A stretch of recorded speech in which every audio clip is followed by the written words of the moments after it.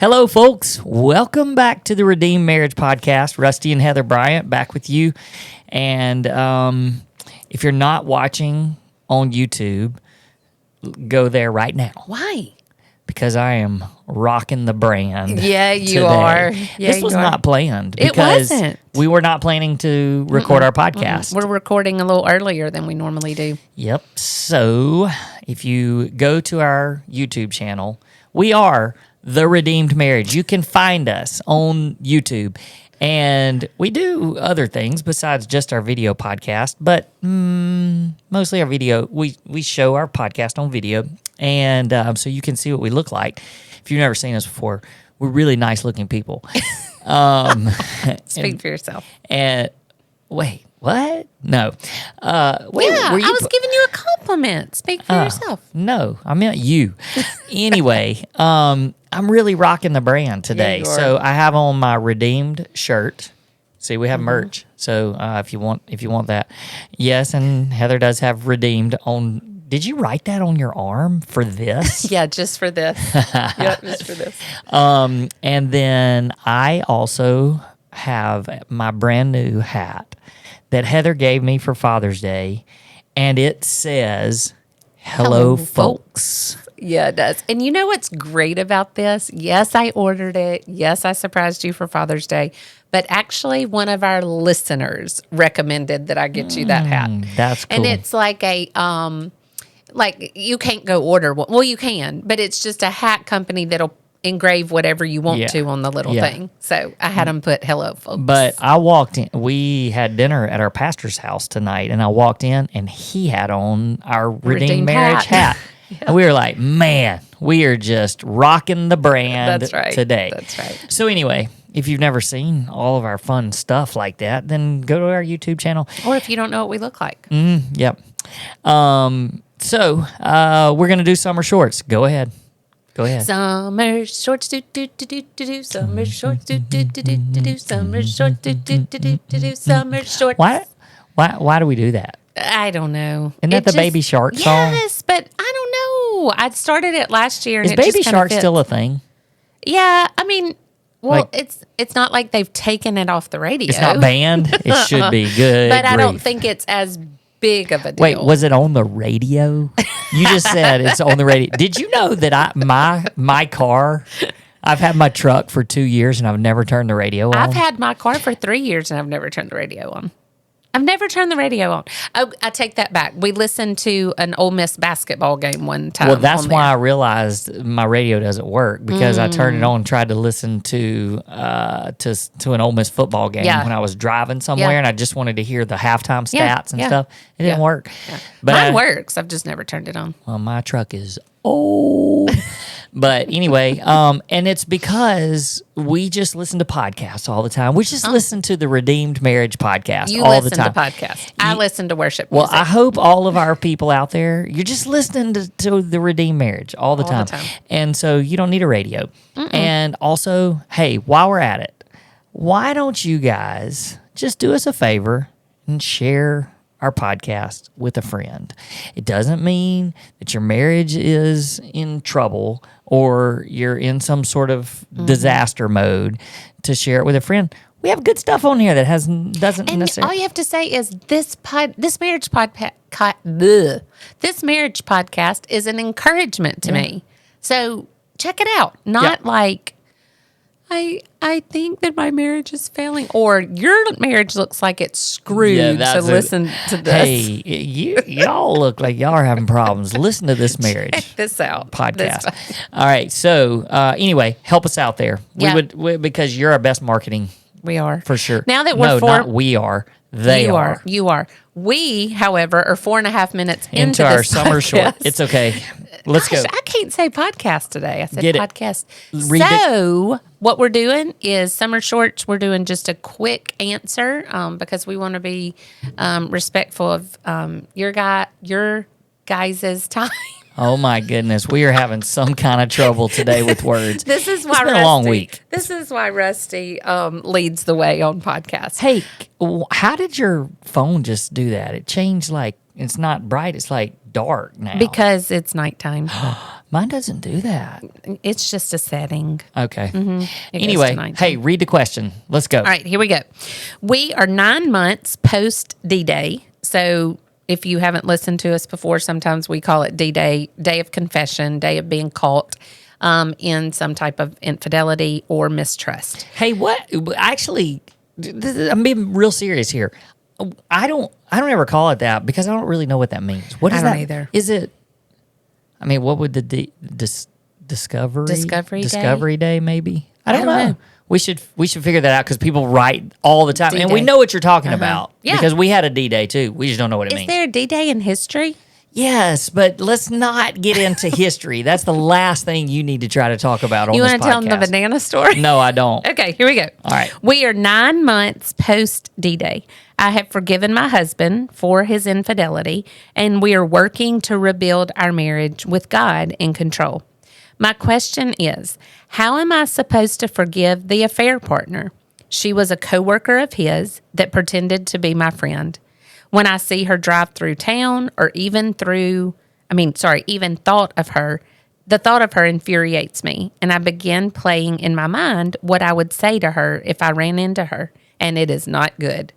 God commands forgiveness, but I am struggling with this one. Please help me. You know what I love about the summer short questions that we've chosen so far and the ones that we have ready to go is I have heard that question numerous times. It's not like that any of our questions have been, oh, maybe we should just reach out to that person and answer individually. Like this is across the board some really good questions.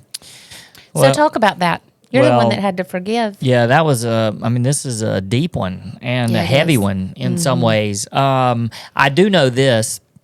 I do know that forgiveness is one of those things that I really had to learn a lot about forgiveness. And there's a book that I read, and I recommend this book to lots and lots of people. It's called Forgiving What You'll Never Forget. There's one that's a very similar title by Lisa Turkhurst, which also is a good book. But this book that I'm referring to is written by Dr. David Stoop, and it is very, very short. You could literally read it sitting in one sitting, and you can get it from Amazon for like $5. It's very cheap, but Forgiving What You'll Never Forget. It used to be called Forgiving the Unforgivable, so it has an older title to it. And I think Lisa Turkhurst is Forgiving What You Can't Forget. Yeah, it's very similar. But anyway, Dr. David Stoop. This particular book helped me more than any of the books on forgiveness. It told, it really spelled out and explained what forgiveness is and what it is not. And I think that was a big, big part of it for me, was learning kind of the myths of forgiveness. And I think that one day, when we finish our first book, which we have a date set for when we're writing that, by the way. But after we finish our first book, I think at some point, forgiveness is going to be one that I want to dive into even more, because people want to know so bad, like, what does it actually mean? How do I forgive my spouse? But then on top of that, you've got all these other layers. It's like an onion. You're just peeling these onions. There's other people that have to be forgiven, because, like this listener said, we're commanded to forgive. That's what Jesus said to do. And, if we are expected to be forgiven by Jesus, then we're commanded to forgive other people. Right. Now, I know that along with that, the forgiveness is there. It is a moment in time. You come to this realization where you say, I am going to release the other person. I am going to forgive the other person. This could be with your spouse. This could be with the other the other partner of the infidelity. And but you're basically saying, I release them, and I'm not going to seek revenge, and I'm not going to hold this over them anymore. Now, for me, that's the simplest way of saying that's what just the bottom line of forgiveness is. Now, obviously, when it comes to your spouse, then you start the process of reconciliation. And along with that, forgiveness is a process, and it's also waking up every day and choosing forgiveness again that day. And so it is a moment in time where you release them and say, I'm not letting this person hold me in bondage because I won't forgive them. And so that's the big part of it. But here's what I think people get a little bit confused about. It does not mean that a relationship has to be restored. There does not have to be reconciliation when you forgive somebody.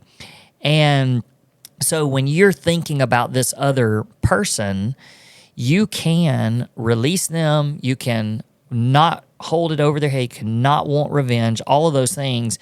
And still, I'm just going to say it this way, and still not like that person.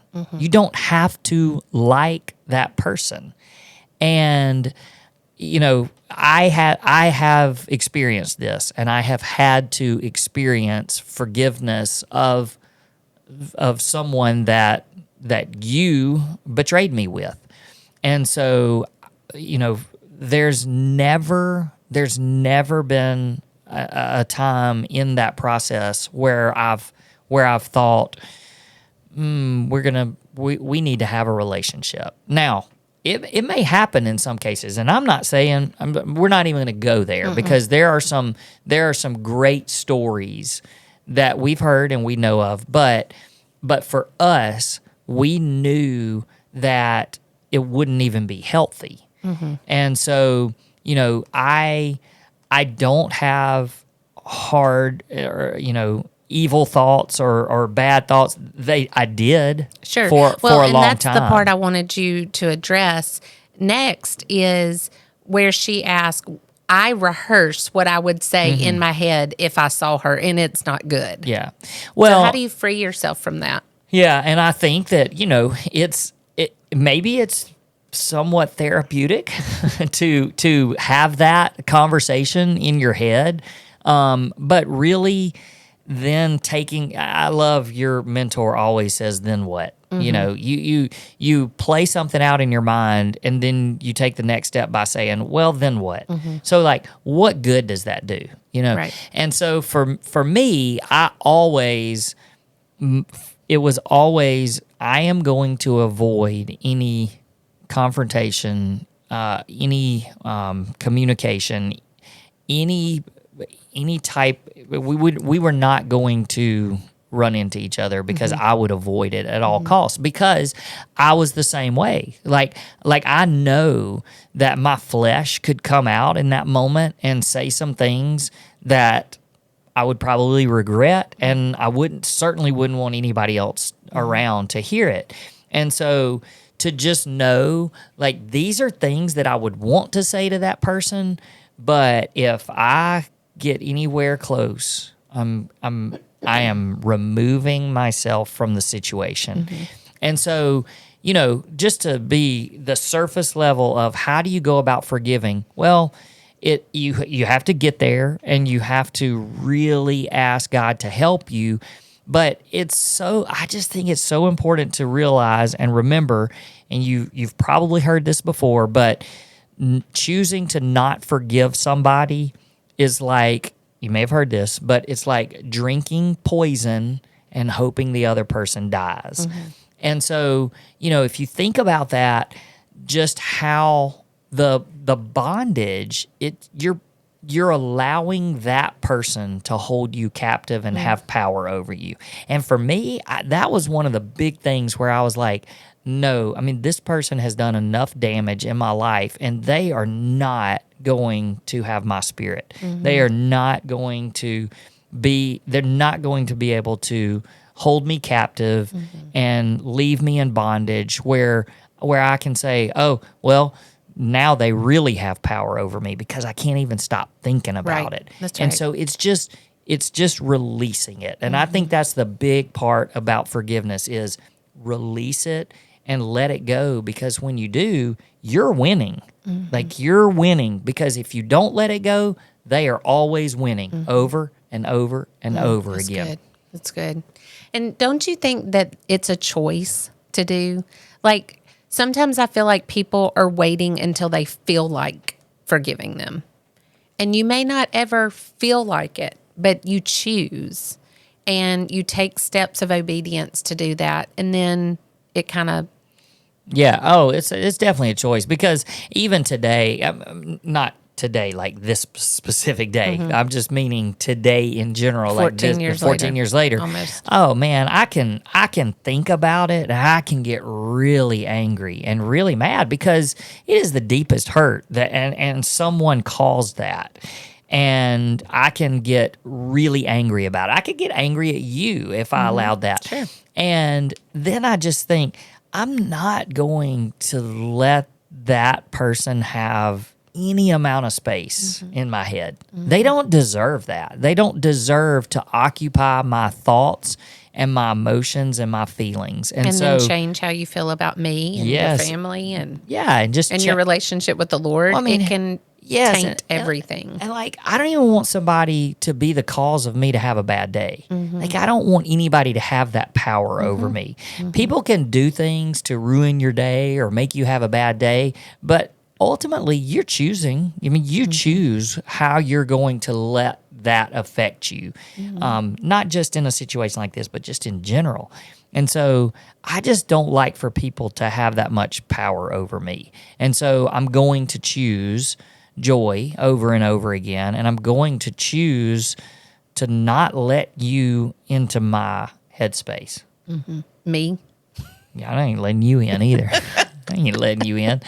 Well, I mean, you have a different perspective of this, because, I mean, just to throw it out there, you are the other woman to somebody. It's hard. Yeah, that's you hard. know. That's I mean, it's just reality of it. Yeah. I mean, we talk real talk on here, but you're the person that this lady is talking about. Yeah. Well, not specifically. No, you're not. You're not. No.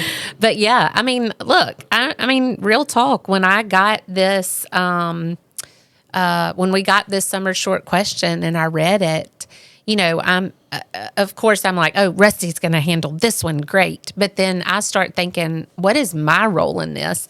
And I started, putting myself in her story to try to, how would I respond to this? And it's a realization every time where, she's talking about, oh, this is what I'd say and this is what I'd want to do.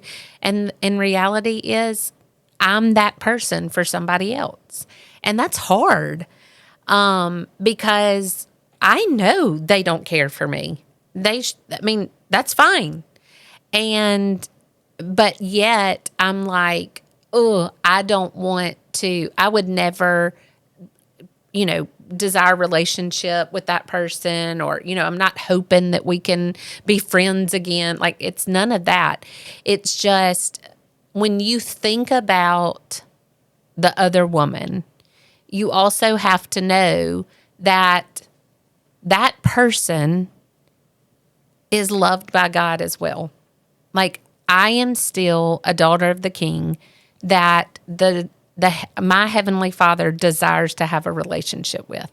And so even if you don't like that other person, God is still after their heart too. He's still wanting to work in their lives and in their life. And if you are constantly thinking bad about them or hoping, ill will for them, or, you might want to run over them with the bus. Like, I get it.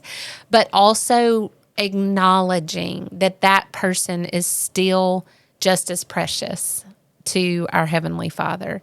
And so, you may not be in a spot where you can pray and say, God, I release them to you, because I can't do anything for them or in their life. And so in releasing them, in choosing to forgive that person, I'm releasing them to you. And that other person may not be walking with the Lord. They may not have had a conversion experience like I did. But it's also a place that you just have to be really careful in wanting something bad to happen to that person, or, I wish she would get what's coming, because you don't know what's going on in their life either. And so, I think that's all just, and it's not a lesson to learn, or it's just a different perspective. It's, even though in this story and lots of stories out there, there's people who are like, the other woman, she's such a this and a that and a this. And I hear those words a lot. I hear them a lot, and they're hard to hear every time, because I just start thinking, there's somebody who definitely said that about me. And I just feel like there's, like you said, my favorite part is, just because there's forgiveness doesn't mean there has to be reconciliation with the other person. With your spouse, that's what your goal is if you're fighting for your marriage. But it doesn't have to be there with the other person. But you have to get to a place in your heart where you forgive. It's a daily choice. It's a daily choice. And then just realizing that they're a child of God too, and releasing them to Him. Yeah, and I think too, when you are looking at your spouse, and in our case, and I get to see the difference that you are and who you are today as opposed to 14 years ago, and the other spouse that thinks obviously probably not good thoughts about you, they don't get to see that. And in the same way, I can only hope and pray that the other marriage is healthy, and that they're making a difference in their own world and what they're doing. That's right. Because why not? Why? And I think that's where you know that forgiveness has really happened. Right. It's not like, I hope this person dies a slow death and is tortured, that kind. It's not that. It's like, why would I do that? Because I've seen what can happen in your life. So why can't it happen in every? We want this for every marriage, right? So why would we not want that for that marriage too? That's right. And it's still hard, because it's hard to even say those words, and it's kind of hard to say those words because I don't even like thinking about the other people. Right. It's just not. And that's why I use the word release. Like, you're just releasing them and saying, God, have your way in their life. Yeah, and I don't say this. I don't want to say this flippantly or make it sound like, but it's almost like you almost have to get to this place where I don't care. Yeah, and it's not, I don't care about them, but it's like, I don't need to go on social media and find out what's happening in their lives because I'm angry, or it's right. like, it just needs to be this. I don't care. That's not my job. It's not my responsibility. I'm leaving that up to God. And so, God cares. So I don't have to. That's right. And they're not your responsibility. They're not my responsibility. Yeah. Yep. So I hope that answered her question. Yeah, I do too. I think so. We probably talked a little bit more, but we're getting ready to write our second book already. All right. Hey, thanks for listening. We'll see you guys next time on the Redeemed Marriage Podcast. Peace. Peace.